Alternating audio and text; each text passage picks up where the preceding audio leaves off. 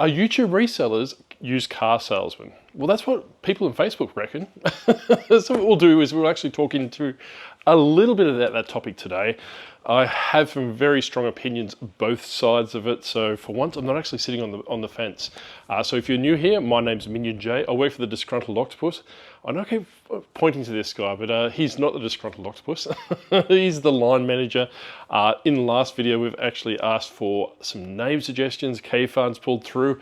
A couple of other people have pulled through as well. Mike, and I'm pretty sure there was another one as well. So what I will do, I'm currently filming this on a Saturday afternoon, so maybe Monday I will probably run a poll on my community page as to what we should call the line manager. So if you haven't been around here before, go back to my very early videos where the Disgruntled Octopus used to do these videos instead of me.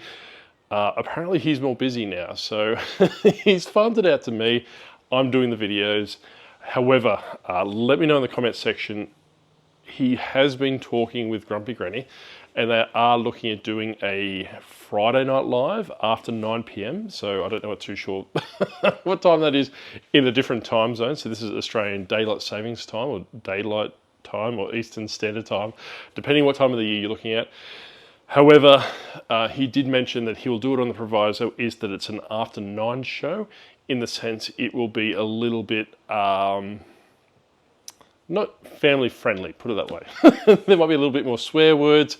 It might be a little bit more brash and all those different things. That's what he wants to do. He wants to do after 9 shows, so it's more catering to the adults of reselling, I suppose, for lack of a better term. So let me know in the comment section below if that's what you want. He said that the podcast is coming. He just wants to know about a live, because apparently a lot of people want Grumpy Granny back on a live with him. So let me know. But anyway, go back to today's topic. So resellers are used car salesmen.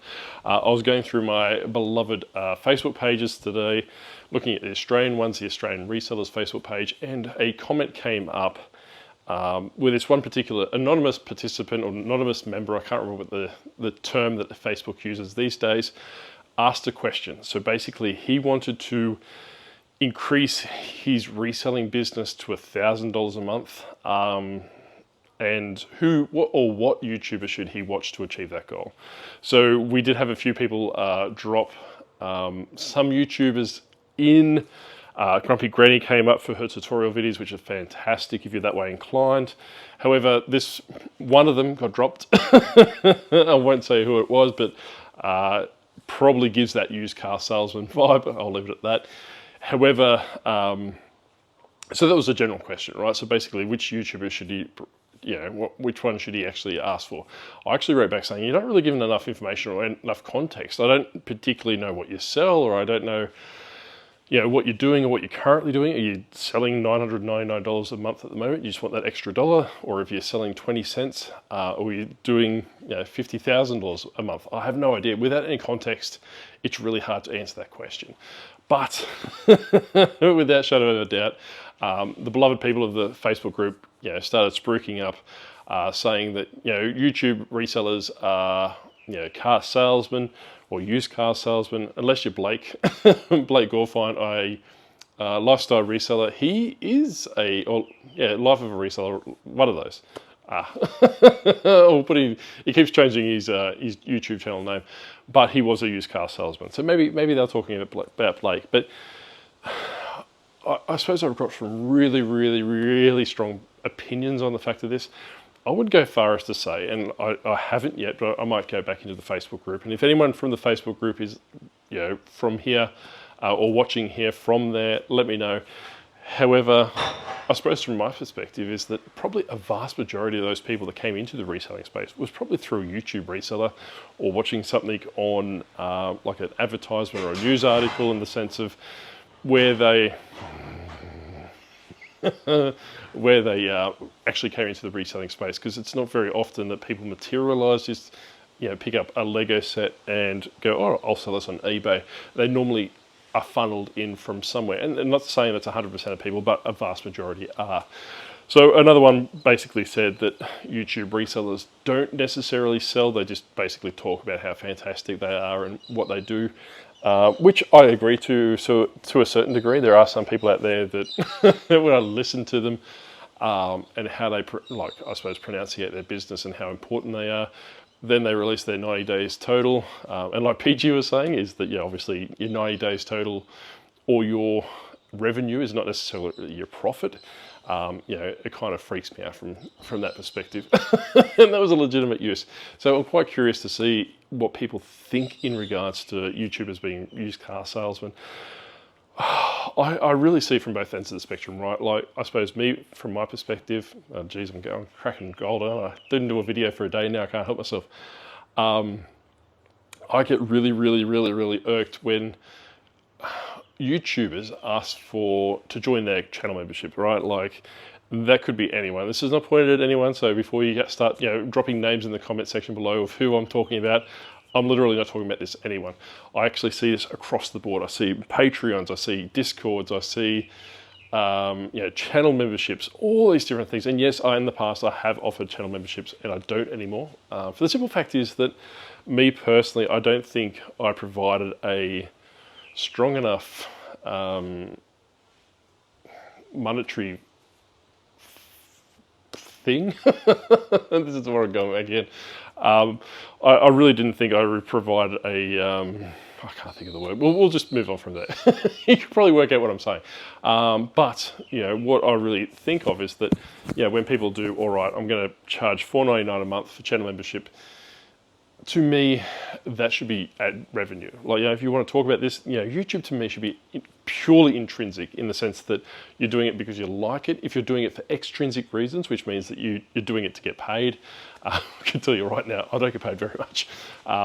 You're probably doing it for the wrong reasons, and you're going to burn out a lot quicker than you will. So Grumpy Granny and me, Rye did mention in a comment in the last couple of videos that he's looking at building his social media profile this year, to obviously, you know, to help his business and all those different things. If you have not already, and I have said this numerous times before, focus on a social media presence in some capacity, right? I think a lot of these people in the Facebook groups that were saying that we're used car salesmen, you know, that we're dodgy, we don't resell, we don't do all these different things, is primarily because maybe their sales aren't where they want it to be. Maybe it's a little bit of jealousy. Maybe it's tall poppy syndrome. Definitely not from my perspective. Jesus. I promise that's the last one. If you hear me say it again,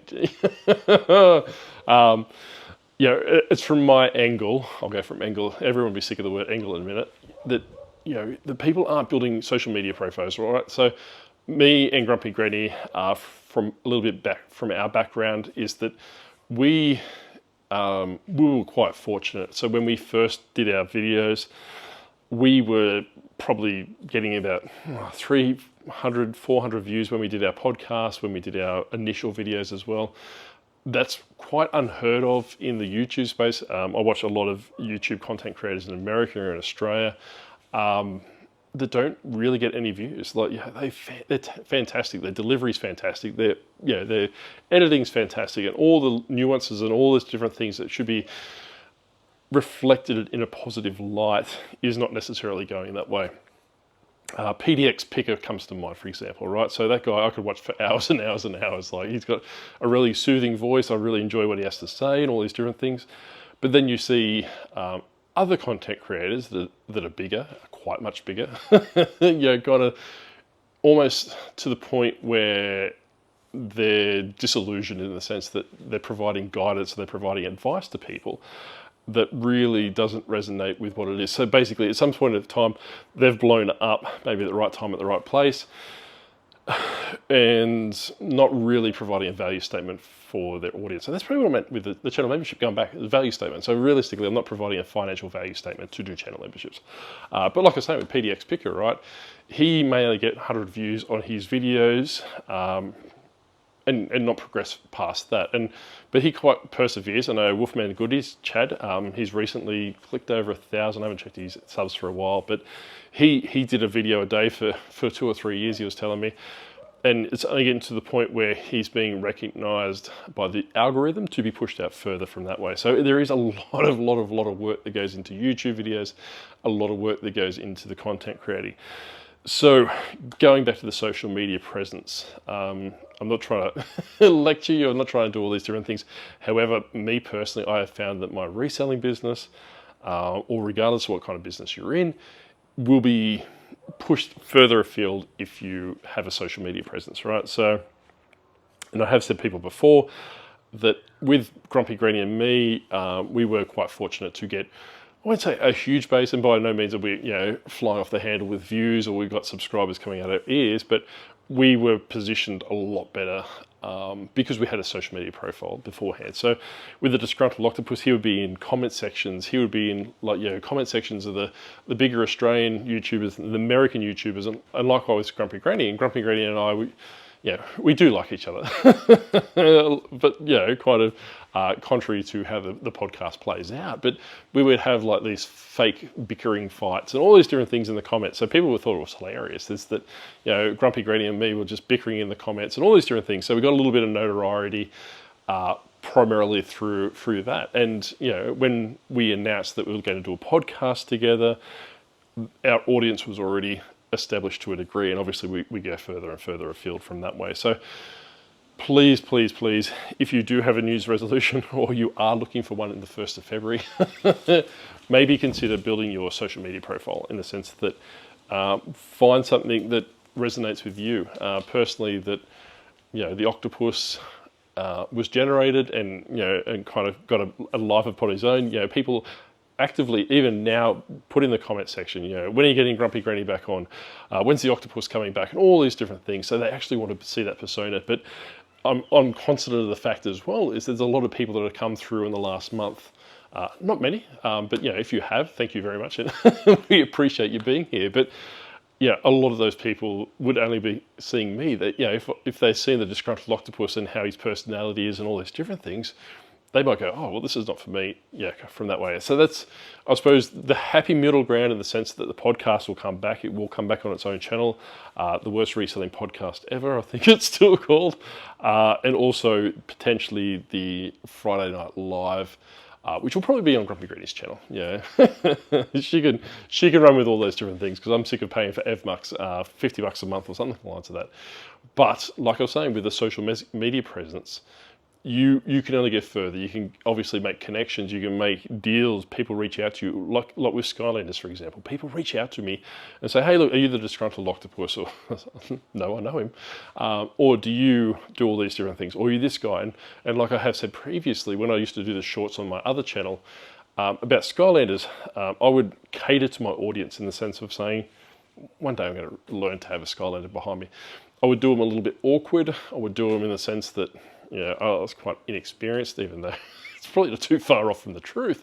Go, hey, this is my favourite character. I picked up this massive lot. We're going to go clean all these Skylanders, and I'll talk about that for a little short.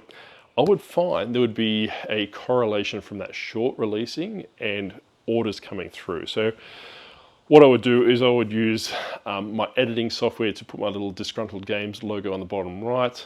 In the comments section or in the description field of the video or the short, I would redirect them to my website. My website would redirect them to eBay and go from that way. So like I was saying is that I would launch the short about 8 o'clock at night. Then in Australia, it doesn't really kick off. Maybe it does 100 views. But then I find around about 2 a.m., 3 a.m. in the time for us, that's when it hits the American market and the line goes vertical in the sense that it doesn't garner thousands and thousands and thousands of views. It may only receive, just say 500, 600, 700, 800 views for that particular short. However, what I will wake up to the next morning, and you can tell if you are selling on eBay, having orders from America and Canada, primarily, coincidentally enough, from that short. So this is what I'm saying is that channel has 56 subscribers, and probably less now because I haven't really touched it for a month. So for that short being pushed out to people, regardless if they, well, obviously they like Skylanders in some capacity, but it's that little bit of a shot in the arm to say, hey, look, there's Skylanders out there. I've really been looking at this Skylander. I'll go check this guy's store out and see what it is from that way. So that definitely helps me from a social media angle. I promised I wouldn't do it. But I did have someone reach out to me the other day, and they were talking about, because apparently I must have talked about a Mega Drive or something like that, and they had a Mega Drive come in, or they had a Master System, or they had some computer system come in. And they said it was completely filthy and it was caked on with crap and all these different things. So this is the Mega Drive. I drove an hour. Oh no, hang on. What did I pick this one up for? Oh, this is the one that I cut off the guy. Remember I told you that a couple of weeks ago that that guy was selling it for 50 bucks. Then I railroaded over the top and steamrolled them and said, hey, look, I'll give you $250. Because it's a tub full of games, Mega Drive and all these different things. So I'm getting in the process now of listing them, right? So they've all been tested. It's just that this thing was, this is the Sega Mega Drive, or if you're in America, it was this Genesis. So this thing was horrendous. So that color of the book there, I know you probably can't see, but that's the color of this thing, right? So this was almost like a clay color because of all the stuff had been sitting in storage for many, many, many years, caked on with crap and everything before. So what someone did is they asked me how I clean them. I don't clean the circuit board. So if it's working, if I plug a game in there and it comes straight up and it's working, fantastic. I'm not touching the circuit board. And if it doesn't come up, it's getting listed as parts. I don't, I have said in the previous video that one day I will move my arcade machine over here and show you what it looks like. I was trying to do something on the back of my arcade machine, and the way an arcade machine is built up, it's like a big CRTV, right? So if you think of one of the old box TVs, if you're my vintage or older, you probably know what I'm talking about. But it's one of those sitting in a cabinet, but it's actually got all the guts ripped out the back. So it doesn't have a box. It's just basically the screen sits in there with a circuit board on the back. So I had this circuit board, or I had the arcade machine turned off for months, probably 3 months when I was deployed in the Middle East. Came back, decided I wanted to try a different game so I could pull the monitor out, switch the orientation around so I could play Donkey Kong, something like that. What I didn't realize is that the circuit board holds charge for a very, very long time. Still got the scar here, but I must have just brushed it, so I hit the circuit board and threw myself, I was going to say literally, figuratively, threw myself across the garage, so probably at 2 or 3 meters, and I got off the ground, and I felt like I was electrified for the rest of the day. I just had that constant buzz going through me for that, probably 12, 14 hours later. So strongly, strongly, strongly recommend, if you don't know what you're doing with electronics, don't do it. Especially if they're plugged into power. So going back to how I cleaned it, so what I do is I just use one of those wet disinfectant wipes. Choose your own adventure, right? Probably don't use this if you're cleaning CDs or discs or even cartridges, if it actually comes down to the circuit board and all those different things. What I use is a disinfectant wipe, just one of those wet wipes that, kind of all those different things. I put it on top of it. I'll give the surface a clean in the sense, scrub all the excess fouling off that I can get to straight away. But what I do then is I use Mrs. Octopus's toothbrush. Crack myself up. Then what I start doing is I start going around the grooves through that disinfectant wipe, right? So what they'll actually do is it will get that disinfectant liquid, for lack of a better term, and please make sure you don't do it near circuit boards, into the grooves, which is around the edge. So it's just in the plastic. And what you do then is once that's all there, you just basically get your toothbrush and start working your way around there, and it comes up pretty clean. This only took me 5 minutes, and I was doing something at the same time. So I was just talking to someone, cleaning it, and off it goes. So it's good to list, and I'll probably list it tonight with the worst games in that. So cool. I talked about the Carter Brown books. I'm in the process of about to photograph some more for today's listing. It is active. For some reason, eBay is being eBay, and I have said previously, what I normally do is I normally do a mosaic, have all the books laid out, take the photo, use that as the listing photo, and Sandra said, don't you do this? And it's like exactly what I'm doing. But when I actually type in Carter Brown book, or books, I can't remember what I used, and my listing comes out, it's actually coming up with the variation listing book opposed to actually the collage. So I'm not too sure what's happening there. It should be doing it. I know how to do variation listings. Like I've said before, my preference is to do variation listings in this sense. I've done numerous ones and I've never come across this problem before. I've gone back in, reset the photos, then it comes up fine. Then I go back the next day and it's back defaulted to the the individual book photo again. So I can't work it out, and I will invest more time in it from that way. I did have a few people reach out to me in regards to that book, which was The Evil Sleep by Evan Hunter. Mike, thank you, Mike. So he came to my rescue. He said, look, there's a couple in the last thumbnail, right? For just complete transparency, I whenever I speak in dollars, I speak in Australian dollars, in the sense that if I talk about $100 Australian, it's probably about $60 American. Sometimes I will interject, I will remind myself, hey, look, we do have more than more than Australians that watch this, so I'll say $100, $60 American, or £50, around that much. If you're anywhere outside that, I don't know euro and don't know all those different things, but let me know in the comment section if you are from somewhere outside that area, and I'll learn what your currency is, and I'll incorporate that as well. So the thumbnail, I made that book $600, which I meant $600 Australian. And there was a bit of confusion in the comments about that. So that's neither here nor there. But Mike came to my rescue and he said, look, hey, look, going through Terapeak, there was one that sold in 2022 for $1,000 Australian, and there's one that sold for $400 Australian. This is just for the book, right? It is no different to these, like this kind of book, like kind of a pulpy book. I'm not too sure what you call it. So it's called Evan Hunter's the author, so it's The Evil Sleep.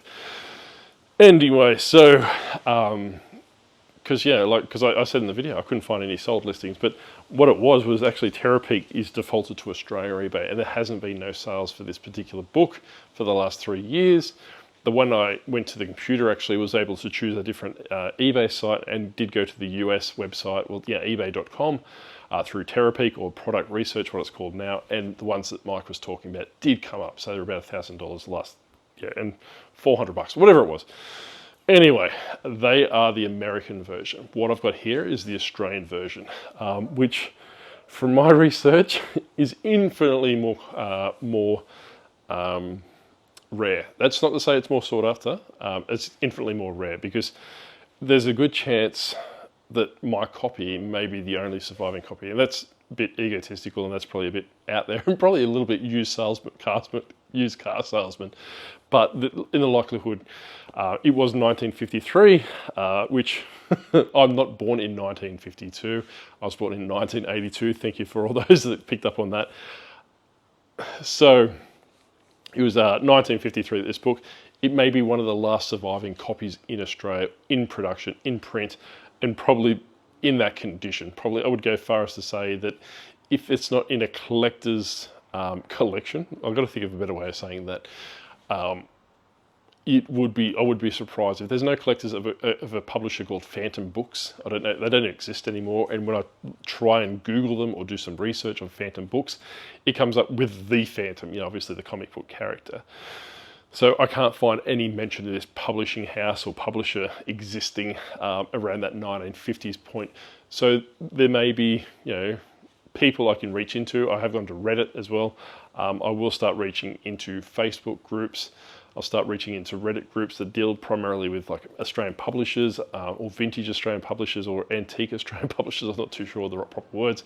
So I will start branching down there and see what I can find, and finding all these different things, and start not necessarily building interest into it, but awareness that this book's out there. And like I have said before, is that the publisher for this particular book, the ones that are available on a book, and also the one that Mike was talking about, the one with on Terapeak, are by a different publishing house. It's by the Americans, which seem to have published a little bit earlier. And mine, I don't know. Well, they obviously didn't have Google back in the day to fact check, but this book by Phantom Books basically said that this story was written specifically for Phantom Books. It's not a reprint, it's obviously the first edition as well. If you look at the listing, if you haven't already, go into my listing, and I've pretty much just used the terminology and the wording from the cover of the book and all those different things. Obviously, back in those days, people couldn't substantiate a claim and say, hey, look, this book came out last year in America. You can't say it was specifically written for you. But I'm going to do some more research into that, because that is in the Japan challenge, right? I have listed it for $1,500 Australian. Mike's probably rolling around in his grave at the moment going, what have you done? He made a valid point in the comment section. It's like, hey, Josh, you're trying to sell it. Yeah, obviously, imagine how many tree Rexes, which is a Skylander, you could buy with, just say $600 Australian. Yes, I do get where you're coming from, Mike. However, like I think I said as well, is that this thing, to me, is less than $1. I picked up all these books over here, plus I've got some inside that I'm working on at the moment. For $200, works out to be about 80 cents a book. So I've got 80 cents in that book, and I'm more than happy to dedicate maybe an hour a week to building awareness that it's out there, working out if I can find people that may know more about that book. You know, that book may be worth more than $1,500 to the right person. It may be, you know, lost history, or someone might collect phantom books, or they might collect, you know, pulp. I actually originally thought it was an Australian, there is a category or a niche or whatever you want, a genre. There we go. Look at me. I did university English, so you think I'd know these things. There was a genre called Aussie pulp or Australian pulp, which is basically what Carter Brown is. So I actually mistakenly thought that Evan Hunter was, you know, Aussie pulp or Australian pulp. You know, obviously those kind of detective smut books and all these different things. But then that's when I found actually the American books, and you know, obviously there's this little string or this little web of all these different things coming along. So I'm quite interested to spend the time to see what I can do with this thing, because like if I can get a $600 Australian, fantastic. That goes into the Japan challenge, which is currently sitting over 3,400 at the moment, so definitely getting up there. We need probably about that 3,000, well less than 3,000. It's like, say 2,800 a month to be in that Japan account, constantly building at that rate to meet the $30,000 goal. And if you haven't heard me talk about that before, I'm trying to turn $50 into a 30,000 Japan holiday. For my family, and I'm also taking my parents as well, because like I said before, they help. I do pay them, but I do want to say a thank you to them as well by taking them to Japan. So like I was saying, is that if this book is only worth $600, it's only worth $600. If it's worth $1,500, even better. You know, all that cash will be injected into there, and I'm hoping it gets to the right person and go from that way. So my job tonight is to probably go onto, you know, Facebook groups and Reddit groups and join those, you know, antique books, old books, you know, pulp, fiction, Facebook groups, all these different things. I'll start dropping the photo down there and say, hey, look, I've done a little bit of research. I've tracked it down to Phantom books, which is in the 1950s. I can't find any evidence of Phantom books existing. So can someone assist? And like I've said before, is people normally love assisting for some reason. Not so much in the reselling groups. However, I have said before, if you are, or if you have come across something, drop it in. Like, you know, Levi jeans, for example. I did come across a pretty much almost, well, they probably were new without tags, late 70s. Levi jeans, probably a year and a half ago. I just took a photo of them, put it into Reddit, and put it into some Levi jeans Facebook groups, and within 15 minutes I had them authenticated. I had the exact year, I had models, I had keywords, I had price points, I had everything. So, you know, don't spend hours and hours and hours, you know, looking for things, especially if it's not in your wheelhouse. Reach out, be polite. Don't just like duck in there, ask your question, and then once you got your answer, duck back out and don't thank anyone. Yeah, like I was saying, is go from that way. But that's probably the biggest point of view, or bit of, I suppose, thing that I can part in this one as well. Like, you don't necessarily need to do all your research. Do the research that you can, because you'll probably find a lot of people are actually happy to help you or happy to assist you if, you know, if you've done some sort of research from the get-go. But yeah, like I said, we'll keep you all updated on how that plays out. I've already had like 14, 15 views. That may have primarily been from my last video, just to see where it is. It's probably Mike constantly refreshing, getting angry because I listed it so high. But, you know, like I was saying, it could potentially be the last surviving copy in this condition. It is in really good condition. The only flaw I can see on the book, this one doesn't have it, but the one we're talking about has two staples on the spine. This staple's given way, so, well, giving way. So it hasn't yet, but it will soon, so it's not glued. But primarily, it's probably, this one's from, I don't know, it doesn't even tell me. It's a riveting conversation, isn't it? I don't know, but it's got it in not like shillings, so it kind of gives you an idea of when this came out. But yeah, like I was saying, it's in probably very similar condition to this one, and if you go on eBay, you can probably find it out. So, like I was saying, I'll keep you updated on that, and I have said numerous times before, if I'm wrong, I'm more than happy to talk about it. Yeah, obviously, she's got things flying in and attacking me. More than happy to eat my words, all those different things. Let me know if you think if you know anything about phantom books, or if you do think YouTube resellers are used car salesmen, I personally, I don't think I have said before, my reselling started because I wanted to offset the price of my arcade boards or my arcade games, and also Lego sets. And in the next episode, I'll probably show you the Lego set that started me on my current trajectory with reselling. So, I didn't know that it was a YouTube community existed to 2020, but that's not to say that everyone was in that situation. Some people may have read a news article online, or they may have read a newspaper article, or they may have seen something on the TV talking about reselling, or they might have watched American Pickers. Then at some stage that YouTubers would have filtered that through those people through that that forum as well. So I do see both sides of the argument. I do see a lot of YouTubers that probably do take the piss and talk about channel memberships and talk about how fantastic they are, but they never provide any substance, or they don't provide any figures to back up their claims, which is, if you go back a couple of weeks ago, I was providing flip-wise data, and for some reason people didn't want that. I don't know, I can't please you. What do you want? But currently, I think my new average on eBay is about $750 a day, and my profit margin is about $475 a day. So that gives you an idea of what I'm doing, right? So like I said, it's imaginary figures for you. You can take it or leave it. I don't particularly care. I've got no reason to lie to you. From my angle, $450 a day is not worth the work that I put into it. So like I was saying, is that's primarily from me. With my YouTube revenue, I normally get $4 to $5.50 a day.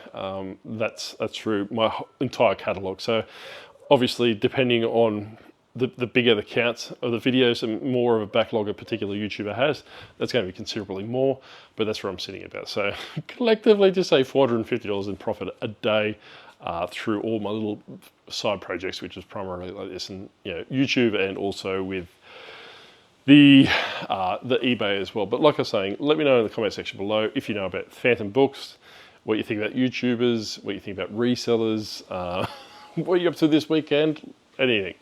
I'm here to hear. Anyway, we'll catch you next time. Bye.